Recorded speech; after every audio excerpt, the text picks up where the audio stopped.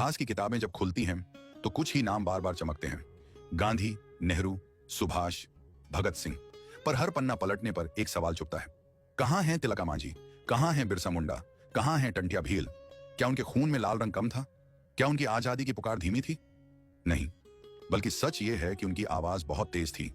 इतनी तेज कि ब्राह्मणवादी इतिहासकारों के कान फट जाते। तो उन्होंने किया, सच का गला घोंटा। उन्होंने लिखा वही इतिहास जिसमें सिर्फ ऊंच जातियों के नेता कुर्ता पजामा पहने सत्याग्रह करते दिखे। और उन बहुजन नायकों को क्या कहा?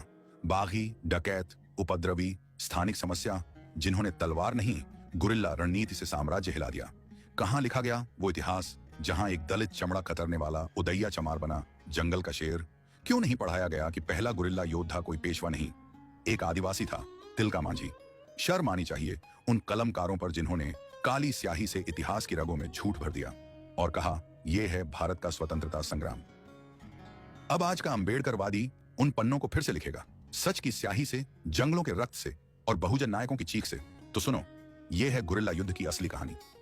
दोस्तों, अगर आप इस वीडियो को पूरी शिद्दत, पूरे मन और खुले दिल से देखना चाहते हैं तो आगे बढ़िए, क्योंकि यह वीडियो उस सच्चाई को उजागर करने जा रही है जिसे सुनकर एक संवेदनशील हृदय कांप उठेगा।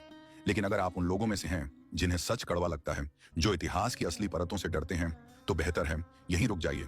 यह वीडियो आपके लिए नहीं है। और अगर आप हमारे चैनल पर पहली बार आए हैं तो चैनल को सब्सक्राइब जरूर कीजिए और कमेंट में हमें यह भी बताइए आप इस चेतना की लहर को किस राज्य, किस जिले से देख रहे हैं। हमें जानना जरूरी है कि ये बहुजन इतिहास की आग कहां कहां तक पहुंच रही है। अब चलिए समझते हैं गुरिल्ला युद्ध आखिर होता क्या है। दोस्तों, गुरिल्ला युद्ध कोई साधारण लड़ाई नहीं है। ये उस आदमी की लड़ाई है जिसके पास ना तलवार है, ना घोड़ा है, ना कोई बड़ी सेना। उसके पास बस एक चीज होती है, आजादी की आग और जंगल की पनाह। जब कोई सीधा युद्ध नहीं लड़ सकता तो वो दुश्मन पर छिपकर वार करता है, जंगलों में छिपकर हमला करता है, रास्ते काट देता है, उनके हथियार लूट लेता है और दुश्मन को थका थका कर घुटनों पर ले आता है। इस तरह की लड़ाई को ही कहते हैं गुरिल्ला युद्ध। इसमें सैकड़ों लोग नहीं होते, बस कुछ मुट्ठी भर लोग होते हैं, लेकिन उनका हौसला इतना बड़ा होता है कि वो किसी भी बड़ी फौज को नचा सकते हैं। अब आप सोच रहे होंगे, भारत में यह गुरिल्ला युद्ध कब शुरू हुआ? तो सुनिए, यह कहानी शुरू होती है आज से लगभग 250 साल पहले, सन 1784 में। जगह थी झारखंड का संथाल परगना और नाम था तिलका मांझी। उस समय भयानक अकाल पड़ा था, लोग भूखे मर रहे थे और अंग्रेज अफसर जबरदस्ती उनके खेतों से अनाज लूट रहे थे। तब तिलका मांझी ने उठाया अपना धनुष और अंग्रेज अफसर क्लीवलैंड पर तीर चलाया। वो लड़ाई मैदान में नहीं हुई थी, वो लड़ी गई थी पहाड़ों, जंगलों और जनता के दिलों से। तिलका मांझी ने 4 साल तक अंग्रेजों से गुरिल्ला लड़ाई लड़ी। वो अचानक हमला करता, फिर जंगल में गायब हो जाता। उसने अंग्रेजों की चौकियां लूटी, उनकी नींदें उड़ा दी। आखिरकार अंग्रेजों ने उसे पकड़ लिया और 4 घोड़ों से बांधकर घसीटते हुए मार डाला। लेकिन उसके मरने से पहले गुरिल्ला युद्ध की चिंगारी पूरे भारत में फैल चुकी थी। अब मैं आपको एक ऐसे योद्धा की कहानी सुनाने जा रहा हूं जिसे आदिवासी समाज भगवान की तरह पूजता है, जिसका नाम सिर्फ इतिहास नहीं, धड़कनों और धरती के कण कण में बसा हुआ है। उनका नाम है भगवान बिरसा मुंडा। भगवान बिरसा मुंडा का जन्म हुआ था सन 1875 में झारखंड के खूंटी जिले के उलीहातू गांव में। वो मुंडा जनजाति से थे, प्रकृति पूजक, जंगल में जीने वाले मेहनती लोग। उनका बचपन गरीबी, संघर्ष और जुल्म के बीच बीता। अंग्रेज सरकार और जमींदारों ने आदिवासियों की जमीनें छीननी शुरू कर दी थी। मिशनरी धर्मांतरण जोर पकड़ रहा था। धरती, धर्म और अस्मिता सब लूटा जा रहा था। लेकिन तभी जंगलों से उठी एक गूंज, अबुआ दिशुम अबुआ राज, यानी हमारा देश, हमारा राज। यह आवाज थी भगवान बिरसा मुंडा की। भगवान बिरसा मुंडा ने कहा, हम अपनी धरती किसी विदेशी को नहीं देंगे, ना अपने देवी देवता छोड़ेंगे, ना अपनी संस्कृति। उन्होंने हजारों आदिवासियों को संगठित किया। ना कोई हथियार, ना कोई तोप, बस जंगलों का ज्ञान और गुरिल्ला युद्ध की चतुराई। उनकी सेना ने अंग्रेजी दफ्तर जलाए, ईसाई मिशन स्कूलों को बंद कराया, जमींदारों के खिलाफ विद्रोह किया। और यह सब हुआ बिना किसी शस्त्र बल, बस जनता के विश्वास और भगवान बिरसा मुंडा की अगुवाई में। अंग्रेज डरे, हिल गए।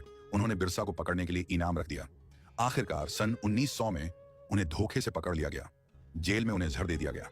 सिर्फ 25 साल की उम्र में भगवान बिरसा मुंडा इस दुनिया से चले गए। लेकिन आज भी झारखंड, बिहार, बंगाल, छत्तीसगढ़ और उड़ीसा में हर घर, हर दिल, हर जंगल में उनका नाम लिया जाता है। लोग कहते हैं धरती आबा अमर रहे, भगवान बिरसा मुंडा की जय। अब सुनिए एक ऐसी कहानी जो अगर आपको आज तक नहीं सुनाई गई तो समझिए कि आपसे इतिहास छुपाया गया। साल था 1855, जगह थी भागलपुर, साहिबगंज, दुमका और बंगाल के संथाल गांव। यहाँ की जमीनें, जंगल और लोग संथाल आदिवासी समाज के थे।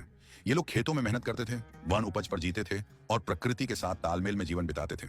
लेकिन फिर अंग्रेज आ गए और उनके साथ आए जमींदार, साहूकार, दलाल और अफसर। जमीनें छीनी जाने लगी, ब्याज पर कर्ज दिया गया, फिर कर्ज न चुका पाने पर मजदूर बना दिया गया, लोग गुलाम बना दिए गए अपने ही गांव में। तब दो भाइयों ने फैसला किया, अब बहुत हुआ। उनके नाम थे सिद्धू मुर्मू और कान्हू मुर्मू। इन्होंने कहा, अब हुकूमत हमारी चलेगी, हम किसी जमींदार के गुलाम नहीं हैं। उन्होंने गुरिल्ला अंदाज में संथाल हुल यानी संथाल विद्रोह की शुरुआत की। यह कोई मामूली बगावत नहीं थी। सिद्धू और कान्हू ने 60,000 से ज्यादा आदिवासियों को इकट्ठा किया। उनकी टोलियां जंगलों से निकलती, अंग्रेजों की चौकियां तोड़ती, जमींदारों की हवेलियां जलाती और फिर गायब हो जाती। यह विद्रोह था गुरिल्ला युद्ध प्लस जन आंदोलन का सबसे बड़ा उदाहरण। इतिहासकार भी मानते हैं कि सिद्धू कान्हू के नेतृत्व में ब्रिटिश ईस्ट इंडिया कंपनी को उसके सबसे बुरे दिनों का सामना करना पड़ा। अंग्रेजों ने उन्हें मारने के लिए इनाम रखा, जंगलों की घेराबंदी की गई, हजारों संथाल मारे गए, लेकिन सिद्धू और कान्हू आखिरी दम तक लड़ते रहे। आखिरकार उन्हें पकड़ लिया गया। सिद्धू और कान्हू को फांसी दे दी गई, लेकिन वो मरकर भी संथाल समाज की रग रग में बस गए। आज भी हर साल 30 जून को झारखंड और बंगाल में मनाया जाता है हुल दिवस, जो संथाल हुल की याद में होता है। लोग आज भी जयकारा लगाते हैं, सिद्धू कान्हू अमर रहें, हुल जोहार।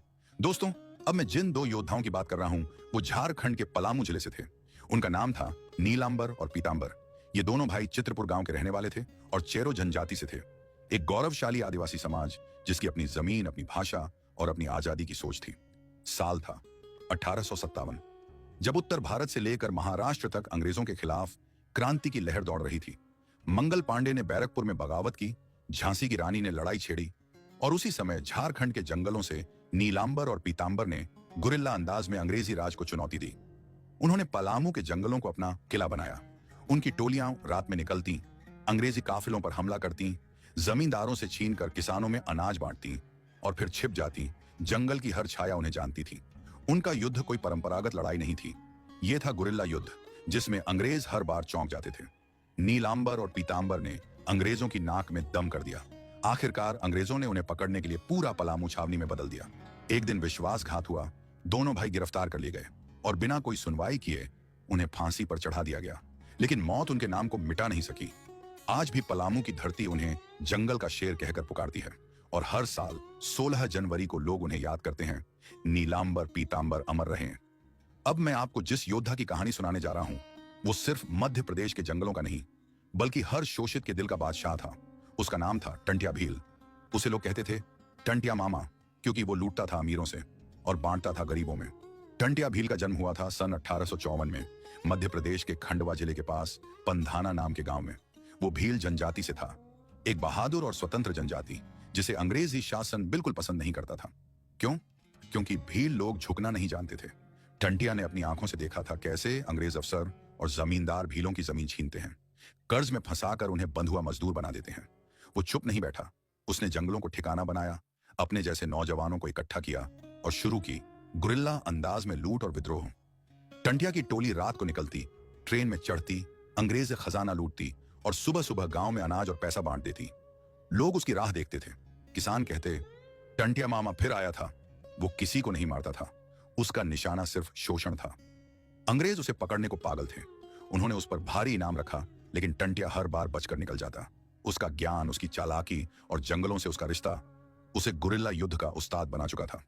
अंत में एक गद्दार साथी की वजह से टंट्या पकड़ा गया। अंग्रेजों ने उसे 18 अक्टूबर 1879 को फांसी दे दी, लेकिन फांसी देने से पहले उससे आखिरी इच्छा पूछी गई। उसने कहा, मुझे वहां ले चलो जहां से मैं आखिरी बार अपने लोगों की धरती देख सकूं। आज भी मध्य प्रदेश के आदिवासी इलाकों में टंट्या भील को भगवान की तरह पूजा जाता है। खरगोन, खंडवा और निमाड़ क्षेत्र के बच्चे उसे टंट्या मामा कहकर कहानी सुनते हैं। लोग कहते हैं टंट्या मामा जिंदा है, हर गरीब की रोटी में, हर विद्रोह की आग में। दोस्तों, इतिहास में जब झांसी की रानी की बहादुरी का जिक्र होता है तो क्या कभी किसी किताब में आपने उस स्त्री का नाम पढ़ा जिसने अपनी जान देकर रानी को बचाया, जिसने रानी का वेश पहनकर ब्रिटिश अफसरों को चकमा दे दिया? उसका नाम था झलकारी बाई। झलकारी बाई का जन्म हुआ था सन 1830 के आसपास उत्तर प्रदेश के झांसी के पास एक छोटे से गांव में। वो चमार जाति से थीं, एक समाज जिसे हमेशा निचला, कमजोर और गुलाम समझा गया। लेकिन झलकारी बाई ने बचपन से ही तलवार चलाना, घुड़सवारी करना और निशाना लगाना सीख लिया था। क्योंकि शोषण के बीच पली थी तो डर नहीं जाना सीखा। जब झांसी की रानी Lakshmibai British East India company से लड़ रही थी तब झलकारी बाई उनके सैनिक दल में शामिल हुई। धीरे धीरे उन्होंने ऐसा विश्वास और कौशल अर्जित किया कि रानी उन्हें अपनी परछाई मानने लगी। दोनों का चेहरा एक जैसा दिखता था और यही बाद में गुरिल्ला रणनीति का सबसे बड़ा दांव बना। साल था 1857। झांसी का किला अंग्रेजों ने चारों तरफ से घेर लिया था। रानी को किसी तरह से बचकर बाहर निकलना था। तब झलकारी बाई ने वो किया जो इतिहास के पन्नों में सोने से लिखा जाना चाहिए था। उन्होंने रानी का वेश पहना, किले से बाहर निकलकर सीधे ब्रिटिश कैंप में घुस गई। ब्रिटिश अफसरों को लगा कि यही रानी है। उन्होंने तुरंत किला खाली कराया और अपनी पूरी फौज उस पर झोंक दी। इधर असली रानी लक्ष्मीबाई इस मौके का फायदा उठाकर किले से सुरक्षित निकल गई। झलकारी बाई पकड़ी गई, लेकिन उन्होंने रानी का नाम तक नहीं बताया। इतिहास कहता है कि ब्रिटिश अफसर भी उसकी बहादुरी देखकर थर्रा गए। कुछ कहते हैं उसे फांसी दी गई, कुछ कहते हैं युद्ध में वीर गति को प्राप्त हुई, लेकिन एक बात पक्की है, झलकारी बाई ने गुरिल्ला बुद्धि, साहस और त्याग तीनों का ऐसा उदाहरण पेश किया जो आज भी बहुजन बेटियों के लिए प्रतिरोध का प्रतीक बन चुका है। आज झांसी में झलकारी बाई की मूर्ति है। उनके नाम पर स्कूल, हॉस्पिटल और कॉलोनियां हैं, लेकिन उनके नाम को आज भी इतिहास की मुख्य धारा से दूर रखा गया है। क्यों? क्योंकि वो एक दलित महिला थी और इतिहासकारों को ऐसे नामों से तकलीफ होती है। लेकिन हम कहेंगे, बार बार कहेंगे, झलकारी बाई अमर रहे। दलित समाज की शान जिंदा रहे। हर बहुजन बेटी के भीतर झलकारी जिंदा रहे। दोस्तों, अब आप सुनने जा रहे हैं एक ऐसे बहुजन योद्धा की कहानी जिसका नाम ना किसी पाठ्य पुस्तक में है, ना किसी सरकारी मंच पर लिखा गया है, लेकिन जिनका साहस, गुरिल्ला रणनीति और प्रतिशोध की ज्वाला इतनी प्रचंड थी कि अंग्रेज अफसर भी कांप उठे थे। उदया चमार, एक ऐसा नाम जो झारखंड उड़ीसा की सीमा पर लोग आज भी श्रद्धा से लेते हैं। वो एक चर्मकार परिवार से थे। चमड़ा पकाने वाले, सबसे नीची मानी जाने वाली जाति। वो ना पढ़े लिखे थे, ना उनके पास कोई सेना थी, लेकिन उनके पास था आत्मसम्मान, अपनों के लिए आक्रोश और जंगलों का सहारा। कहानी तब की है जब एक जमींदार ने उदैया की बहन पर जुल्म किया। गांव के ठाकुरों और अंग्रेज अफसरों ने उन्हें इंसाफ देने की बजाय चुप रहने को कहा, लेकिन उदैया चुप नहीं रहा। उसने जंगलों की शरण ली। वहीं से उसने अपनी छोटी सी टोली बनाई। गांव के दलित, आदिवासी, किसान सब उसकी टोली में जुड़ते गए। उदैया ने गुरिल्ला अंदाज में लड़ाई छेड़ी, जमींदारों के गोदाम लूटे, अंग्रेजी चौकियां फूंकी, अफसरों के काफिलों पर अचानक हमला किया और फिर जंगल में गायब हो गया। उसका नाम सुनकर जमींदार दिन में दरवाजे बंद रखने लगे। उदैया किसी को मारता नहीं था, बशर्ते वो अत्याचारी ना हो। उसका लक्ष्य था अन्याय का अंत। अंग्रेजी सरकार ने कई बार उसे पकड़ने की कोशिश की, इनाम रखे, जासूस भेजे, लेकिन हर बार उदैया जंगलों में ओझल हो जाता। लोगों ने उसे बाकी बाबा कहना शुरू कर दिया। अंत में कुछ धोखेबाज गांव वालों के जरिए उसे पकड़ लिया गया। कहा जाता है कि अंग्रेजों ने उसे रात के अंधेरे में गुप्त रूप से फांसी दे दी। कोई न्यायालय नहीं, कोई सुनवाई नहीं, बस एक आवाज को, एक प्रतिरोध को चुपचाप खत्म करने की कोशिश की गई। लेकिन वो आवाज कहां मरी? आज भी झारखंड और उड़ीसा के कई गांवों में लोग अपने बच्चों को कहानियां सुनाते हैं। उदैया मरे नहीं, वो पेड़ पेड़ में छिपे हैं। जहां अन्याय होगा वहीं से आवाज देंगे। हमारे लिए उदैया चमार सिर्फ एक व्यक्ति नहीं है, वो बहुजन प्रतिरोध की जीती जागती मिसाल है। हम कहते हैं, उदैया चमार अमर रहे, दलित क्रांति अमर रहे, गुरिल्ला विद्रोह की ज्वाला बुझने न पाए। दोस्तों, जब हम योद्धाओं की बात करते हैं तो अक्सर पुरुषों के नाम गिनाते हैं, लेकिन आज मैं आपको एक बहुजन महिला योद्धा की कहानी सुनाऊंगा जो तलवार नहीं, जागरूकता और गुरिल्ला रणनीति से अंग्रेजी अफसरों की नींव हिला गई। उनका नाम था दुर्गा मांझी। दुर्गा मांझी उड़ीसा के कालाहांडी जिले की रहने वाली थी। एक गरीब आदिवासी परिवार से आती थी जिन्होंने बचपन से जंगल को अपनी मां और जमीन को अपना देवता माना। जब अंग्रेज अफसरों और जमींदारों ने कालाहांडी की जमीनों पर जबरन कब्जा करना शुरू किया, गांव वालों को बंधुआ मजदूर बना लिया और महिलाओं पर अत्याचार बढ़ा, तब दुर्गा मांझी ने चुप रहने से इनकार कर दिया।